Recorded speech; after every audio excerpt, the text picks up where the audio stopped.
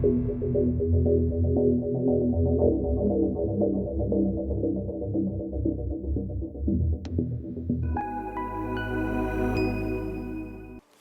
મિત્રો, વડોદરા મહાનગરપાલિકા સંચાલિત નગર પ્રાથમિક શિક્ષણ સમિતિ વડોદરા હસ્તકની શાળા પૂજ્ય ડોંગરાજી મહારાજ પ્રાથમિક શાળામાંથી હું મિલાપ હરેશ રાઠોડ આપ સૌનું પ્રતિભા સ્ટુડિયોમાં હાર્દિક સ્વાગત કરું છું। આજે આપણે ભારતના પૂર્વ વડાપ્રધાન, પ્રખર વક્તા, કવિ અને મહાન રાજનેતા ભારત રત્ન શ્રી અટલ બિહારી વાજપેયીને તેમની પુણ્યતિથિ નિમિત્તે સાચી શ્રદ્ધાંજલિ અર્પણ કરીએ।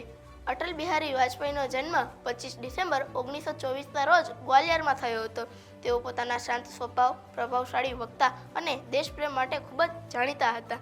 તેઓ 3 વખત ભારતના વડાપ્રધાન અને દેશના વિકાસ માટે અનેક મહત્વપૂર્ણ નિર્ણયો લીધા છે।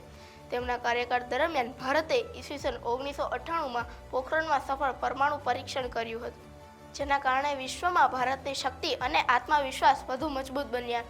તેમના નેતૃત્વમાં દેશના મોટા શહેરો આધુનિક હાઈવે દ્વારા જોડવામાં આવ્યા। આજે પણ આ માર્ગો ભારતના વિકાસમાં મહત્વપૂર્ણ યોગદાન આપે છે।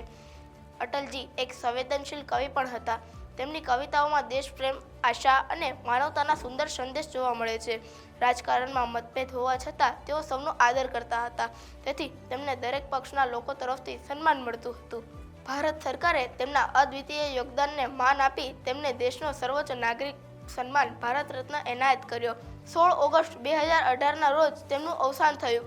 તેમની પુણ્યતિથિ નિમિત્તે આપણે તેમને શ્રદ્ધાંજલિ અર્પણ કરીએ છીએ અને તેમના જીવનમાંથી આપણે દેશપ્રેમ, ઈમાનદારી, સેવા અને સૌહાર્દની પ્રેરણા લઈએ છીએ।